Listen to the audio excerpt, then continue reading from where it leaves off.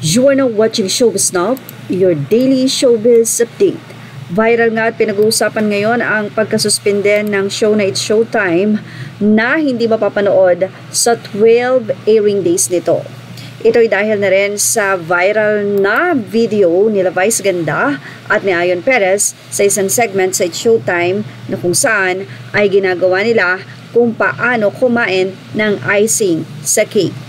Hindi nagustuhan ito ng ilang netizen kaya naman pinatawag sila ng MTRCB matapos ang ilang linggong pag-iinta. Pinag-usapan nga ngayon ang pagdepensa ni Doc Tolero or Suset Doc Tolero sa It's Showtime. Aniya at bilang mema ako kaya. As one of the many deputies of MTRCB, I strongly advocate for a review of the penalty in question. Hindi ko rin nga ginagamit ang pagiging deputy para i-report ang anumang rival show ng show ko, no? At delikadesa na lang o hiya sa sarili. Please consider suspending my deputy card na lang rin po.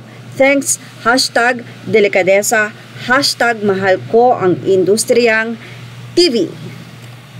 Tila nag-uumpugang bato nga ngayon ang kinakaharap ni MTRCB Chairwoman na si Lala Soto, ang ABS-CBN at ang GMA. Ito'y matapos nga na mag-motion for consideration ang ABS-CBN na ilalaban nga ang 12-day suspension na ibinahagi o ipinenalty ng MTRCB sa show.